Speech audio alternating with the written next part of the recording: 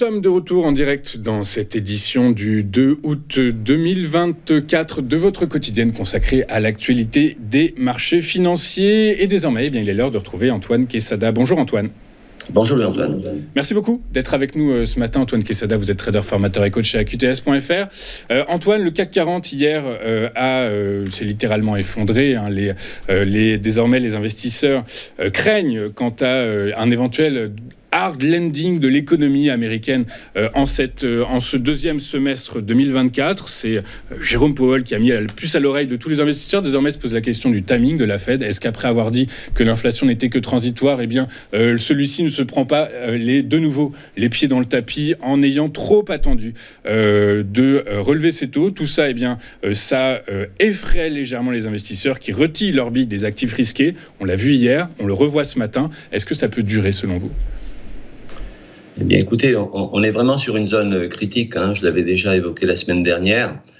Nous sommes sur du 61,8% de retracement de Fibonacci. C'était déjà le cas vendredi dernier. On a rebondi sur ce niveau. Là, à l'instant T, on est à 7328 points. On est en train de faire un bas plus bas que le plus bas qui s'est fait ces derniers temps. Donc, en fait, on est en train d'attaquer les fameux 61,8 de Fibo, c'est-à-dire les 7341. Là, on est en graphique hebdomadaire. Il est particulièrement parlant. Je l'ai mis avec un démarrage dans le temps beaucoup plus grand pour qu'on voit bien l'effet de cette oblique qui est baissière, qui était une résistance de long terme par le passé, que nous avons pu voir en 2023, qui a fait office donc de résistance, qui maintenant, selon moi, devrait faire office de support, en tout cas tant qu'elle tient, et ce qui me laissait penser qu'elle pourrait tenir. Je pense encore qu'elle pourrait tenir, même si on sent des faiblesses, et vous l'avez bien dit, il y a des éléments qui militent vers peut-être une petite continuation de la baisse, qui d'après moi ne devrait pas être massivement grave.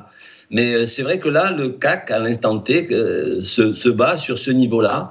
Donc cette oblique qui était une résistance devient un support, et sur le niveau des 7341 points à suivre, il sera important de voir la clôture d'aujourd'hui, puisqu'on est en hebdomadaire, et qu'une clôture en dessous nous ferait craindre un retour peut-être vers les 100% de Fibo. Bon, on en est loin des 100% de Fibo, et c'est 6773 points. On le voit bien ici sur le graphique. Avant d'en arriver là, je dirais que si on venait à casser donc ce support des 61,8, on aurait, et vous le voyez ici, il y a une oblique haussière.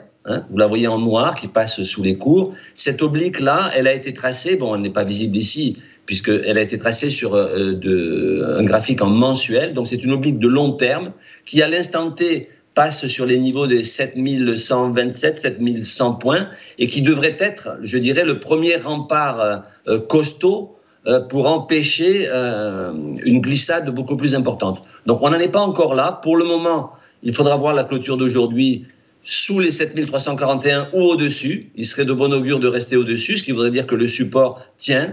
On peut passer maintenant au graphique en journalier. Voilà. La semaine dernière, je vous avais dit qu'on avait une belle réaction sur ce niveau pile poil, puisqu'on avait fait un joli marteau qui laissait entendre qu'il y avait eu des acheteurs, et il y a eu des acheteurs, en tout cas, ou au moins des rachats de short, c'est ce que je pensais éventuellement, mais ça n'a pas été suffisant pour aller franchir la moyenne mobile 20, qui était ici le premier obstacle, et je vous avais dit qu'il y avait une ébauche de divergence haussière, mais pour moi, les validations de divergence, dans ma façon de travailler, les divergences classiques doivent être validées sur une clôture au-dessus d'une moyenne mobile 20 lorsqu'il s'agit d'une haussière classique, naturellement, et d'une clôture sous une moyenne mobile 20 lorsqu'il s'agit d'une baissière classique. Là, en l'occurrence, une haussière classique qui ne s'est pas validée, puisqu'on a buté justement sur la moyenne mobile 20, on a buté sur la moyenne mobile 20, qui est en même temps l'oblique baissière que vous avez ici en noir, qui est tracée déjà depuis plusieurs semaines et qui a fait évidemment son job de résistance. Et là, on est en dessous. Donc en dessous, c'est pas bon signe.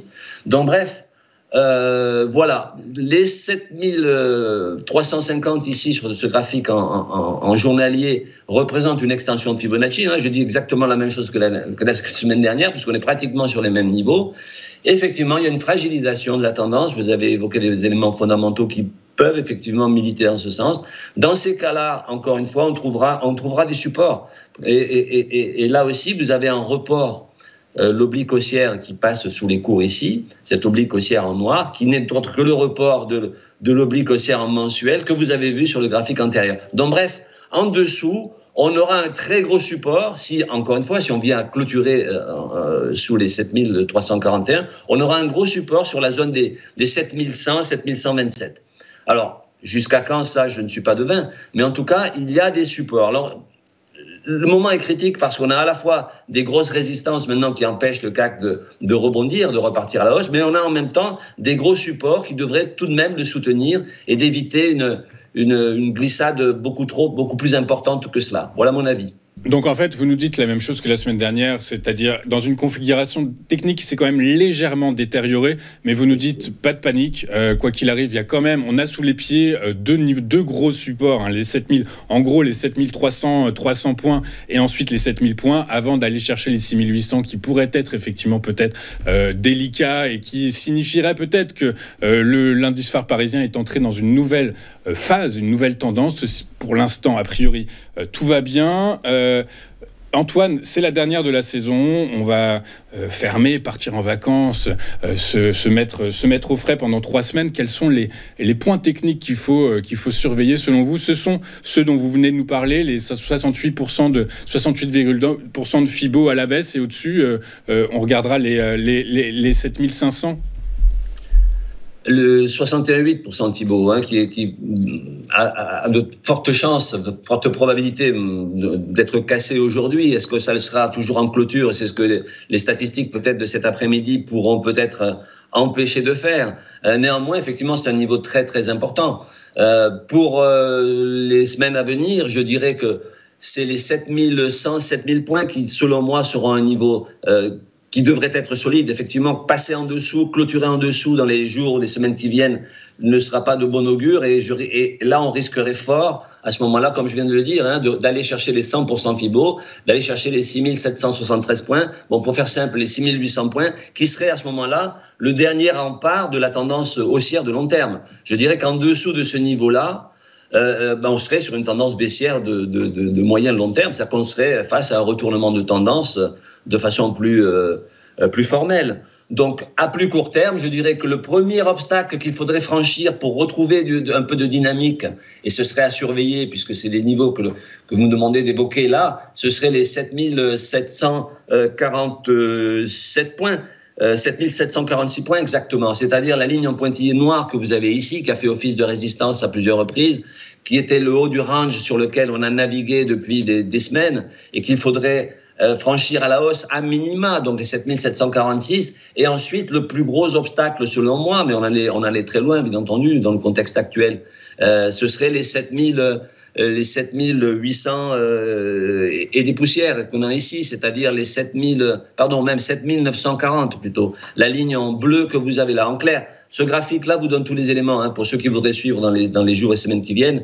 Vous avez la grosse résistance en bleu qui est, bon, il faut pas rêver, hein, si on venait à passer au-dessus, ça serait miraculeux, et là, le CAC repartirait fortement à la hausse. Donc, c'est un niveau très, très fort à observer. Le niveau actuel sur lequel nous sommes, les 7341, qui, selon moi, j'ai l'impression qu'on a vraiment l'envie de le casser un petit peu à la baisse, et le gros support 7100. En dessous, évidemment, c'est les 6800 points. Donc, vous voyez, je vous donne une fourchette qui fait 1000 points, donc ça n'est pas très satisfaisant. Une fourchette entre les points hauts et les points bas qui fait 1000 points sur un CAC qui en fait 7400, c'est une grosse fourchette. Mais selon moi, je pense, encore une fois, que les 7100, voire les 7000, les 7000 points devraient tenir dans le pire des cas, selon moi. Donc, je ne pense pas qu'on ira de sitôt chercher les 100% Fibo, bien qu'une clôture sous les 61,8 en général, et vous le savez, entraîne le CAC presque automatiquement sur les 100%, c'est-à-dire les 6773. Mais je ne crois pas trop à ce scénario, bon, sauf fait d'événements majeurs, je ne suis pas devin. De la même façon que j'ai vu assez rapidement que sur les plus hauts historiques, on allait retracer de façon assez conséquente tout de même, je ne pense pas que le retournement de la tendance de fond de très long terme soit envisageable, en tout cas relativement rapidement. Donc surveillez les niveaux que je viens d'évoquer, mais je pense que les 7000 points au maximum devraient tenir dans le pire des cas si on venait à poursuivre la glissade. Et la glissade, si elle a lieu, je pense qu'elle serait plutôt en pente douce, à moins que des événements d'ordre fondamental viennent brutaliser cette tendance, cette glissade, et la rendre un peu plus violente. Ouais, A priori, pas de raison particulière. L'événement que toute la communauté financière parisienne, française attend, c'est évidemment la composition du nouveau gouvernement d'Emmanuel Macron et notamment son choix de Premier ministre. C'est évidemment notamment ça qui pourra donner plus de visibilité aux investisseurs. Mais selon les dires du président de la République française, eh bien, ne soyons pas trop pressés puisqu'il ne se décidera pas avant la fin des Jeux Olympiques et Paralympiques de Paris 2024. Donc voilà, a priori, l'été devrait être un été sans trop de crainte à l'endroit de l'évolution de l'indice phare parisien. Merci beaucoup, Antoine.